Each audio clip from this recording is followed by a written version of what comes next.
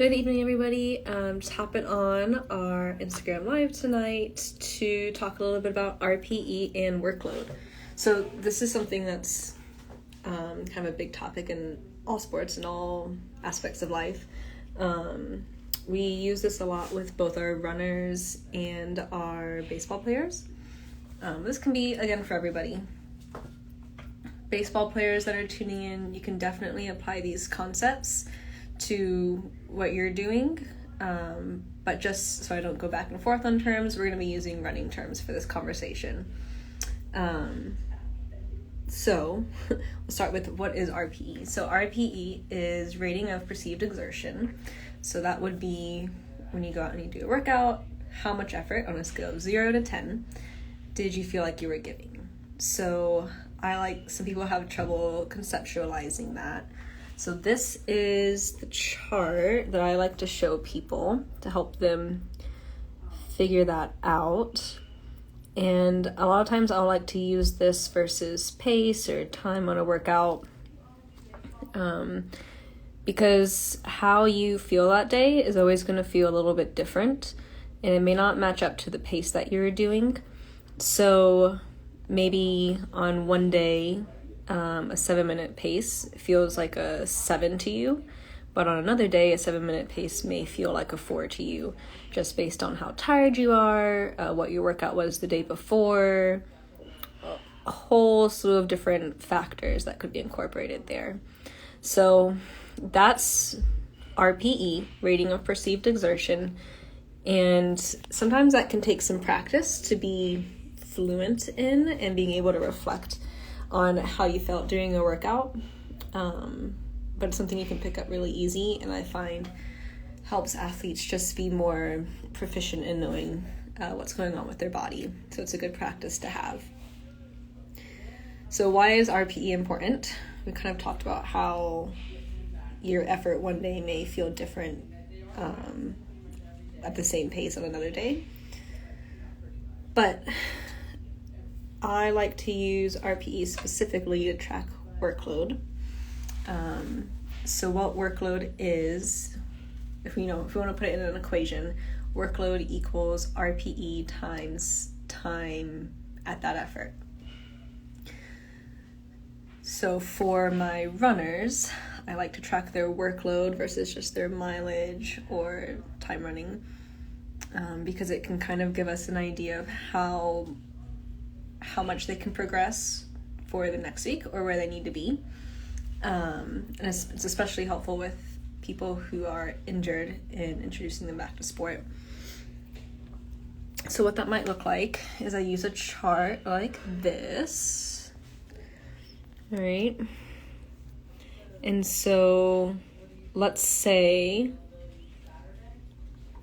just for ease here, they did a 5-minute warm-up, 10-minute workout, 5-minute cool down. And let's say their efforts were 3, 6, and 3. So their workload for that day would be 90. Now what we would look at then would be, well, what if we did that several days that week? So we'll say they're running 6 days a week, with one day being a little longer, right? And then we'll give them the same efforts. Even though I definitely don't condone running like this, this is not how I would have somebody train, but just so that we can play with the numbers and use it for an example. Okay, so we have a higher workload today, 210, because we spent 30 minutes at 6 instead of 10 at 6. And so that means our total workload for the week would be 660. This is what we call an acute workload. So that means the next week, we would want to probably be around 726, but we wouldn't want to go above 858 or below 528. Otherwise, we're going to increase our risk of injury. So, really interesting. There's some research out there that shows, they use a system kind of like this. And if you take your chronic workload, which was that 660 number, and for this example, it's this number here, but usually it's off of 4 weeks of data. But you take your chronic workload, so the average workload that you've done for the past 4 weeks, and you multiply that by 1.3, and you multiply that by 0.8. So as long as you stay in that range of that 0.8 to 1.3 of that chronic workload, we have a much lower risk of injury than if we go outside of that. So if we did, let's say next week, so we're at 660, and let's say next week we jumped up to a 1200 workload instead of an 858, we're at a much higher risk for injury than if we had stayed in this range here. So that's just a helpful tool that I like to use to help people get a grasp of how much work they're actually doing. We tend just to put it in terms of, I ran for 120 minutes this week. But there's a lot more to that picture when we incorporate the RPEs, so the actual effort of that time running that we spent. And that plays a big role. So one other way that I wanted to go over that I like to use this tool is, let's say my goal was to hit 726 this week, and I know that I wanted to do a specific workout on this day, and let's see, we'll go 5 here. Okay, so let's say I knew I wanted to do a specific workout that day, and I needed to figure out what I was able to do the other days. And then let's say maybe I was going to do a group run here, and I knew it was going to be at a certain pace. Let's say 5.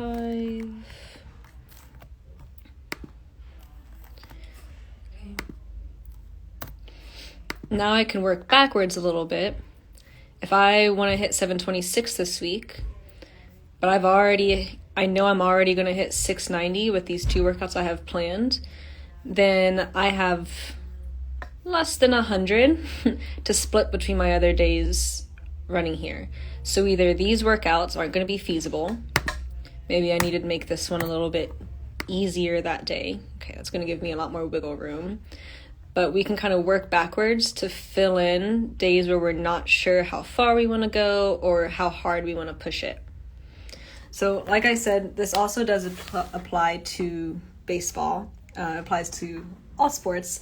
We're just trying to keep things uniform when I'm discussing them. So in baseball, this might look more like velocity or effort of throws times amount of throws would be your equation for workload. But it's the same concept of how we would track it and how much higher we want to go and how much lower we want to go. So it's still that same 1.3 to 0.8 range based on your previous week's workloads. So this is just a tool that I like to use to help my clients figure out how much they should be doing while they're getting back. And I just wanted to share that with you guys tonight. So if nobody has any questions, I will see you guys again in a couple weeks. Bye.